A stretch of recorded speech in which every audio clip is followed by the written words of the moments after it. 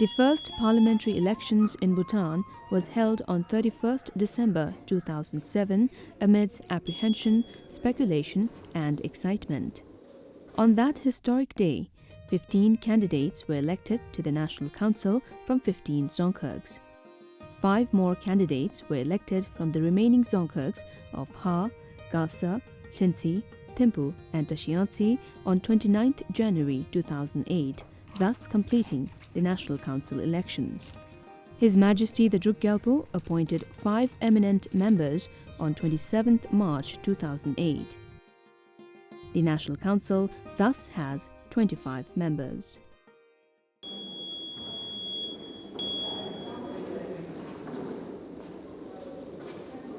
Elections to the National Assembly were held on 24th March 2008.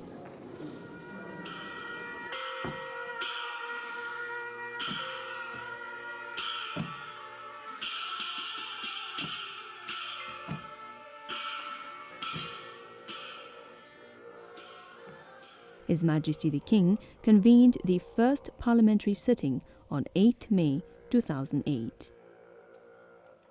The main agenda of the first session was to deliberate on the Constitution and other bills, which included Election Bill, National Assembly Bill, and National Council Bill.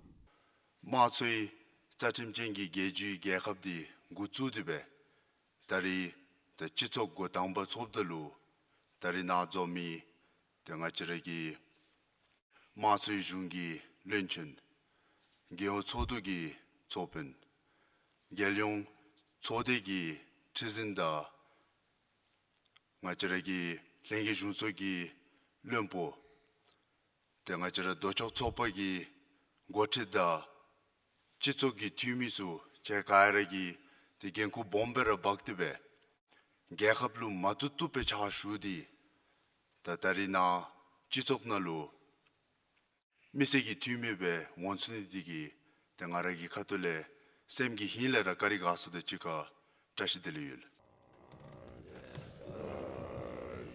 The 18th of July 2008 is another milestone in the history of Bhutan. That day, His Majesty Jigme Gyalpo Namgyalpo and members of Parliament signed and promulgated the Constitution of Bhutan. This event signified the culmination of sweeping democratic reforms of the political system of our country. Bhutan became a democratic constitutional monarchy.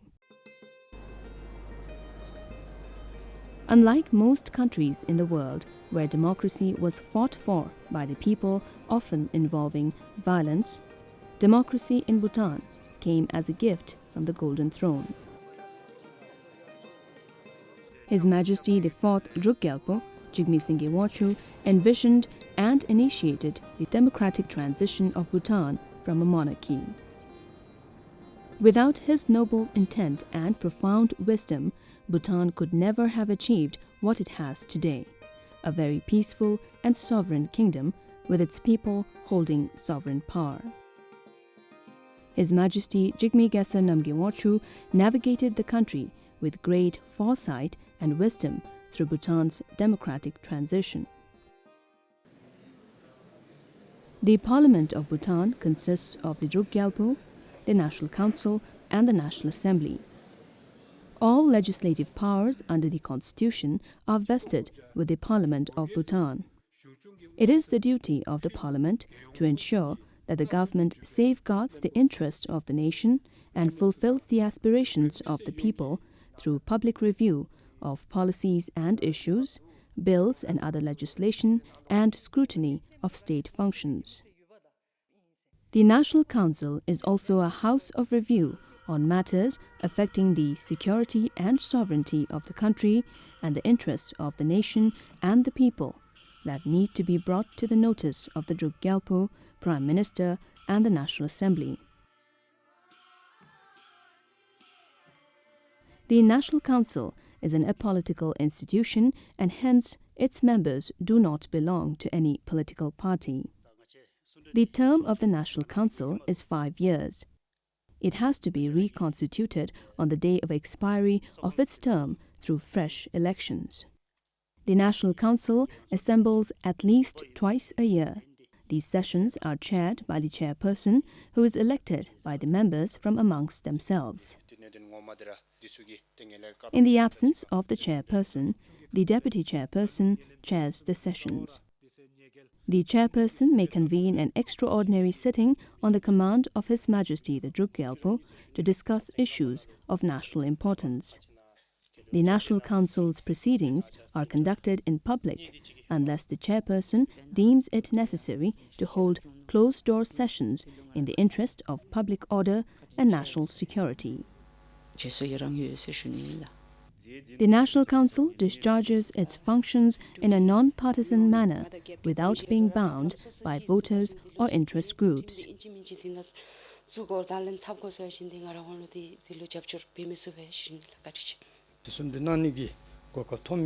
The legislative functions of the Council are to initiate legislation except money bills and finance bills which can originate only in the National Assembly, review and amend existing laws, and consider, pass, amend or reject any legislation passed by the National Assembly in accordance with its Act.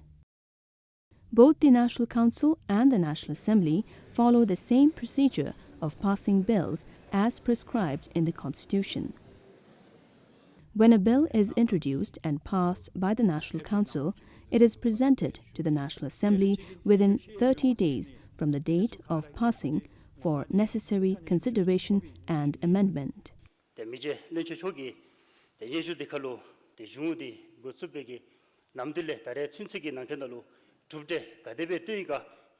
Where the bill is subsequently passed by the National Assembly, the bill is then submitted to the Druk Gyalpo for assent within 15 days from the date of passing. Where the National Assembly does not pass the bill, it is returned to the National Council with amendments or objections for further deliberations.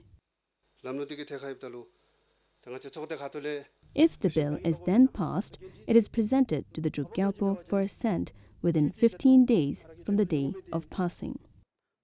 Where the National Council refuses to consider the objections and amendments of the National Assembly, the National Council submits the bill to the Druk Gyalpo, who then commands the Houses to deliberate and vote on the bill in a joint sitting. A bill thus passed during a joint sitting is then submitted to the Druk Gyalpo for assent. A bill becomes an act only upon the assent of the Druk Gyalpo. In case a bill is not passed during the joint sitting, then the bill is considered dead. Besides its legislative functions, the National Council is also mandated to review the performance of the government. The review functions involve reviewing and commenting on the policies, plans, and programs of the government, reviewing performances of the government, including fiscal performance in accordance with the principles of fiscal sustainability and transparency, reviewing implementation of resolutions and laws, and reviewing issues of national importance. In order to fulfill its mandate, the National Council can apply various parliamentary devices or means which are outlined in the National Council Act 2008. Of the 8 parliamentary devices, the most frequently used devices are first the motion, then the resolution, and then the calling attention and interpellation. Motion is a proposal submitted by a member for discussion in the National Council for an outcome. Resolution is the decision that is taken by the National Council on the majority on the proposal submitted by any member. Calling attention is when National Council or a committee feels the necessity to call the attention of a minister to the National Council. Interpellation is when there is a question to be asked by a member or National Council to a concerned minister the reply to be in the form of either written or oral. For this, the member seeks the permission of the chairperson for the question that is to be asked to any minister. The minister concerned for the question is given certain duration for providing the necessary answers to the National Council, whether it be in the form of oral or written as decided by the National Council. Chilo Nitongu, Chida Chunibe Judulu, Lotar Gonse Yahagi Tejidi, Machanalo Chacha, Shi Lapchugo Nino, the Chora Satungi, Gonzelo Yaha Yemilu Tendi Imden. Problem is, if you are reinsuring 80% of your The review functions of the National Council are conducted either by individual members or through committees. Currently, the National Council has instituted 6 standing committees. They are the Legislative, Good Governance, Social and Cultural Affairs, Economic Affairs, Environment and Natural Resources, and House Committees.